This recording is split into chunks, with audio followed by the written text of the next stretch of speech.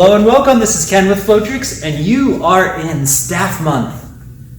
So today we are going to have a simulated class, okay? So let's just start by shaking our hands out. I'm essentially going to guide you through like this was an official class, and we're going to go through a lot of techniques here. To start though, just go ahead and play and follow along. Alright, now the next thing we're going to do is we're going to kind of stretch our wrists out, okay? Before we warm up with our staff, I just want to make sure that you can get some stretches out of the way first, warm up your wrists. So what you're going to do is you're going to take your thumb, you're going to point it towards your stomach like this, and bend it like 90 degrees. So we have a 90 degree bend here and a 90 degree bend here. Your thumb is going to grab the back of your pinky while the rest of your fingers roll towards the thumb, okay? So it's almost like this is a lever like this. And what we're going to do is you're going to turn this up towards your nose like this. So again, it's 90 degrees here, bend it down. You're going to grab with your thumb on the fleshy part of the finger, the pinky finger, and we're going to pull it up like it's a lever, like this. And we're going to hold it for a 10 count.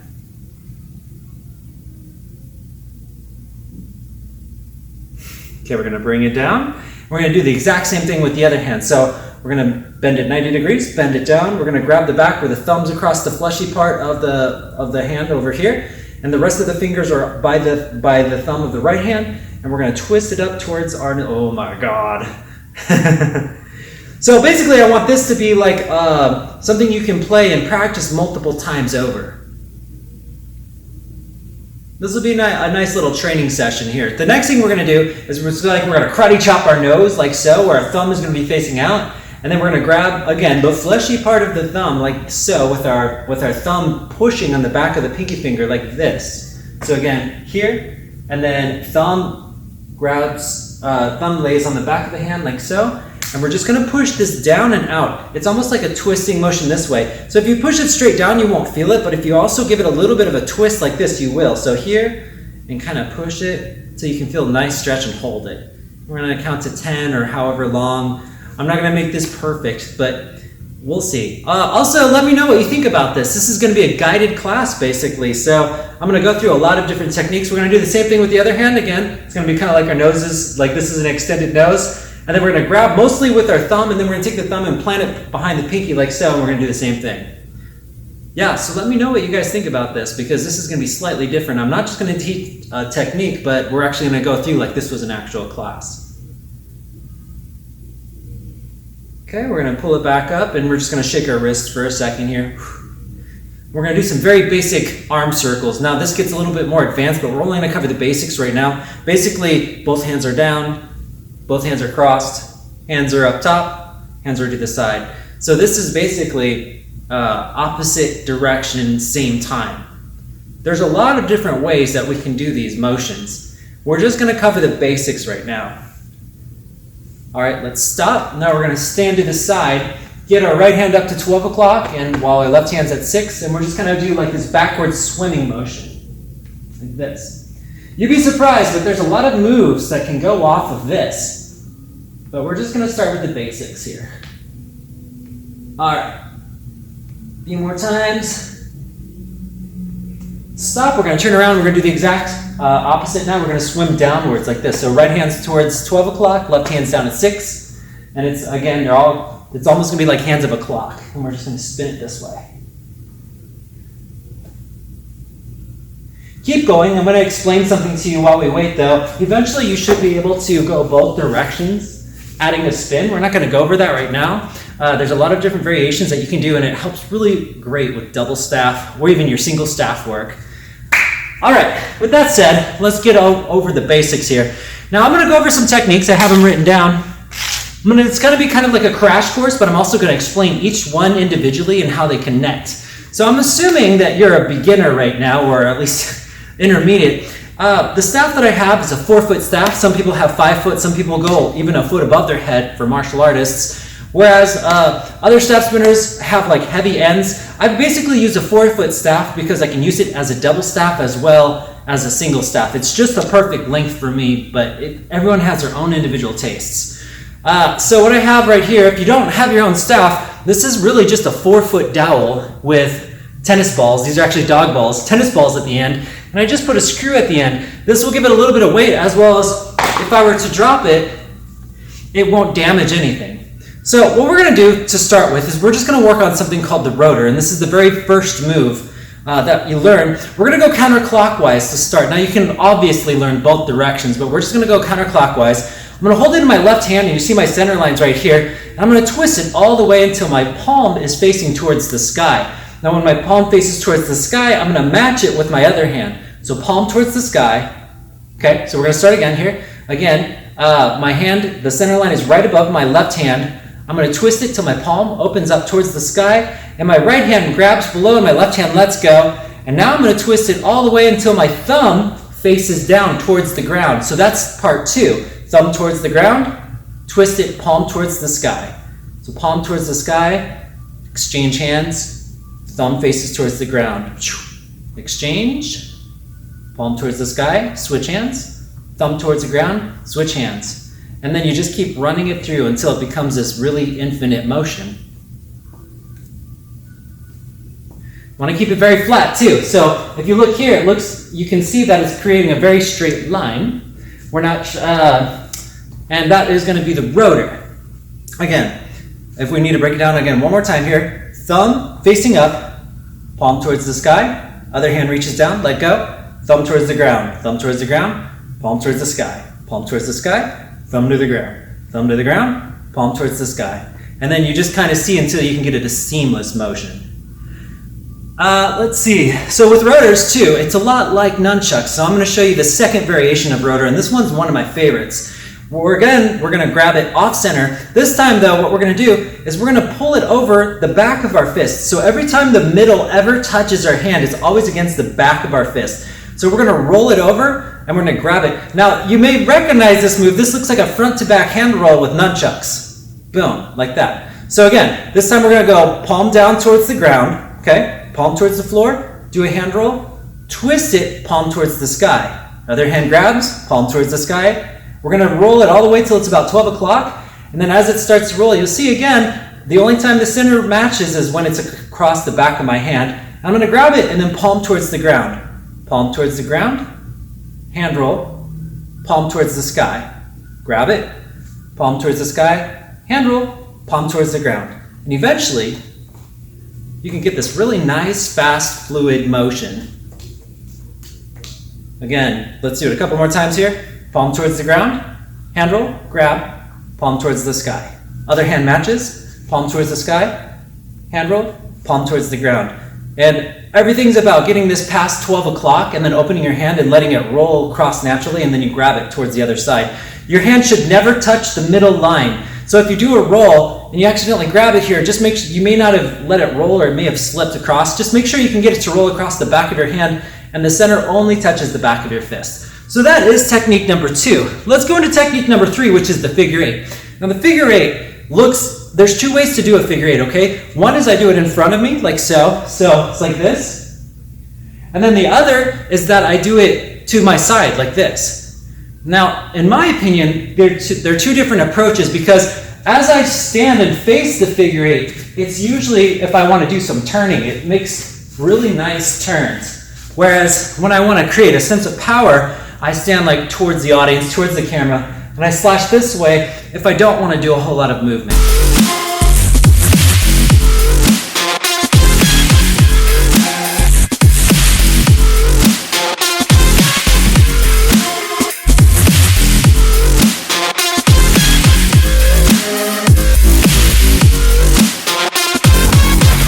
So again, facing towards the figure 8, I'm going to probably be doing motion or movement.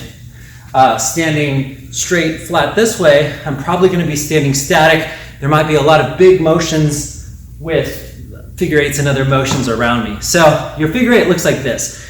If my thumb were to point straight up and this was paint, this would make an 8. Okay, so every time it hits 12 o'clock, it slashes down to 6 o'clock across the other side. Essentially, there are 2 circles. There's a circle here. So there's a circle here, whoosh, like this, and then there's a circle here. Or if I was to stand here, you can actually see the circle. There's a circle here and there's a circle there, okay? This is standing towards it. So it's at 12 o'clock, it slashes down to my left side at 6, 12 o'clock. Now this is kind of an awkward one, but it slashes down like that. See how my pinky fingers, but that's because 12 o'clock slashing down to 6 o'clock will look like that. From there, it pulls towards my body and back up to 12, slashes at 6 when it crosses, 12, when it crosses, slashes at 6. If you were to look at it this way, it'll look like this. It's 12 o'clock, slash down at 6 here, lifts up to 12, slashes down to 6 here, and it just goes on. And eventually, if you just kind of move it fluidly, you'll see 12, 6, 12, 6, 12, 6. It's just crossing from right to left, going from 12 to 6 every time. Eventually, you get this. Or if you're standing here, you get this. From standing here, you get this. If you can't do that motion, keep working on it. We're going to continue forward. Let's do the reverse figure 8. So if you need help with the figure 8, just rewind and keep watching it over. The reverse figure 8 is the exact opposite. Now remember when I said the paintbrush is at your thumb right here. Reverse figure 8 is the exact opposite. It's going to be at your pinky finger. So if you look at your pinky finger and you drag it all the way down, you're drawing with this. And everything is opposite. Instead of slashing down across your body like this from top to bottom is when it crosses over, the reverse is true. So this slashes down to up. So once it's 6 o'clock, it slashes up to 12 o'clock to the other side. So here to 12. And then from 12, it creates a half circle. So again, here, slashes up, creates a half circle till it hits 6 o'clock, slashes up to 12 o'clock on the other end. Half circle, slashes up to 12 o'clock, half circle, 12 o'clock. So 6 to 12, 6 to 12, 6 to 12. Therese, an awesome martial artist, she told me that the best way to see it is, she said, like, hit the golf ball. So basically you're using your pinky finger, bam, and you're hitting this golf ball across your feet. Boom, bam. See how it's almost like it's hitting something on the ground. So if you follow your pinky finger, also imagine that once you hit 12 o'clock, it's hitting this thing at 6 o'clock, and it's spinning all the way up to 12 o'clock over here. So it's like 1, 2, 3. The way I like to say it is, if you don't have a staff, it's really simple. The reverse figure 8 slashes from down to up. So it's like this. So that's probably why she called it a golf ball, because if you have a golf swing, you're swinging down and all the way up. Or even if it's a sword swing and you're slashing this direction from their stomach to their shoulder, that's the direction of a reverse figure 8.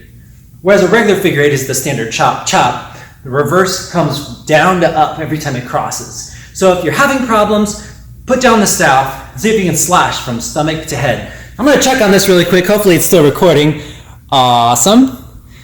And let's continue. Okay, next up is the pinwheel. Now, there's a lot of variations of the pinwheel, but essentially we need this to be very flat. So this is a wall behind me. And what I'm going to do is basically I have the staff behind my back, and I'm just trying to keep this as straight as I can. And just think of just think of yawning and reaching up to your head until you catch it with the other hand. Let go, and just let it be very straight. Now, if you hit the wall behind you, then you're off an angle. Like if it hits this wall or hits the glass and things are breaking and people are getting hit, that's no good. So basically, try to keep this as straight as possible. Let me show you from this angle. If I was to go here, look at how straight this staff is going. It's moving up and down like this. And again, the easiest way that I can describe it is just lock out your elbows, and it's almost like grab. Make sure that your staff isn't bending, and that's probably the biggest thing. A lot of people will bend it up here, which means it'll end up in front of them. Always keep it behind you. Your staff is always behind you, and it's always just this. So you're going to take your shoulders and you're going to arc it back almost. Like, think of like if your hands were like this and you're doing the pass. It's always behind you. If your staff ever creeps in front of you, you've lost contact of it. So anytime your hand pulls in front of you, you're no longer doing the pinwheel. So keep that in mind as well. So we're going to do this a couple times. Here, grab, stretch, grab, stretch down. Now I know that this is probably faster than a standard class because I don't have anyone to correct or to tell you about. So in this case, if you're struggling, I'm going to go this way now. If you're struggling, just go ahead and rewind and pause, because I'm going to give you, I'm giving quite a bit of techniques here. Now, those moves that I showed you are all connected together. The first one is the rotor. So I'm doing my rotor. This is if I'm spinning my staff counterclockwise. If we're going clockwise, everything's the opposite. So we go do my rotor. The moment I pass to my left hand, this becomes a figure 8. 12 o'clock goes down to 6 o'clock. 12 o'clock to 6 o'clock. So this becomes a figure 8. And every time it comes to the front, it can become a rotor again. Now, I didn't go over this sideways figure eight, but it's the same thing as if we were standing here, except for our body is straight. But instead of going from left to right, it goes front to back. So front to back, see? But it's the same motion if I were to stand here. So if you don't know how to do a front to back figure eight, stand like this, and then just turn your body to the side and you'll realize that it's going from in front of you to behind you. So let's go back to the rotor. We'll do our rotor. Left hand grabs, wait till it hits 12 o'clock, pull it down to 6 o'clock behind you. And keep doing it, 12 to 6. So this is our figure eight, and in front is the rotor. This is how you can get unlimited combos, is just learn this pattern. So rotor, figure eight. Now the moment it's behind you, add a little extra twist, and all of a sudden, push your hand down, and all of a sudden it becomes a pinwheel. So behind us is the pinwheel. So let's start again. We've got the rotor. Grab it with the left, becomes a figure eight. The moment your hand is behind you, like so it sneaks behind you, give it a twist, and then grab it with the other hand, and it becomes rotor. From the rotor, when it goes to your right hand, you give it a little twist just like we did before, and you see once it hits 6 o'clock, this is the part where it becomes a reverse figure eight. So whenever your hand is at 6 o'clock, it becomes a reverse figure eight. And of course, once it meets the front again, it becomes a rotor. You guessed it. So you have rotor, grab, turn it into a figure eight, twist it behind you, becomes a pinwheel, and then pull it in front of you and it becomes a reverse figure eight. And then from there, as soon as it meets the front, it becomes a rotor again. Now there's a lot of variations that we can do besides that, but if you memorize that, then no matter what you're doing, you can, no matter where your staff's at, you always have an option between here and here. And if you can learn the reverse, we can work on that later, but learning the reverse will even open up even more motions with 180 degrees and whatnot. This one requires the use of a mirror a lot of times. This is called a one beat. A one beat basically creates a circle around your body. Now, this may not seem all that interesting, but there's actually a lot of variations that you can do just with one beats and combining them together with two beats. And a lot of it has to do with finding out all the different angles that you can create. Just draw a circle is basically all we're doing. So if this is again a crayon, I'm just going to show you a very simple one. If our hand is at our hip, just imagine that you're drawing a big circle. Nothing crosses over. So if you look at it from the side, hopefully the camera will catch this low. You'll notice it's not really doing much of anything. Doesn't feel like it's doing much of anything either, except for creating this circle. So if I'm standing over here, I'm just imagining that I'm drawing a circle. The best way to do it is if I'm against the wall, I'm going to see if I can make the biggest circle I possibly can without this ever leaving. This side never comes to the front, like this. Now what I want you to do, and this is off the side, because that way there's many variations of one beats, but I want you to practice counterclockwise, clockwise, both sides until you're completely comfortable. Do it at your shoulder, shoulder, waist, waist. So we're going to go clockwise here, we're going to counterclockwise here. That's your homework, is being able to work on all of this from here to here, and eventually they'll just all like kind of flow together. But it's going to be all based on one beats that you can create like a lot of really cool patterns. We're not going to get into that too much more, but right now I just want you to focus on creating one beats, just these circles, like these circles out of your hand, like so. It really feels awkward, especially when you have a reverse grip like this by your shoulder. So the only thing I can think of, sometimes you might want to lock it in place and use more of your hips to get the feel of it. You may even have to kind of push it back and forth by your face to clear it so it doesn't uppercut you in the nose. All right, a couple more things I want to show you here. This is just a basic, I call it like hyper combos, but it's a simple redirect that I think looks pretty nice. Let me show you how this works. And there's a lot of neat reasons why to do this. One is because you want to escape the circle sometimes. So basically my right hand is grabbing to where it's longer by the pinky finger, right? We're going to hold it by our right side, and we're going to shift it up like a slash, and it's going to go up towards the right side of our shoulder. So it's going up diagonally, but then our hand stops it. So boom. Okay, so here, boom. Now what it's going to do, once we do this motion here where it stops it, the hand pushes it down. So right hand stops it, or I'm sorry, left hand stops it, left hand pushes down, and then my right hand lets go. So right hand grabs it, remember there's more space, up, push down, and then we're gonna do the exact opposite. Up, push down. So up, so it's crossing the body. It's almost like a reverse figure eight, but we're kind of creating this tension. We can either stop it by the shoulder, or we can stop it by the hip.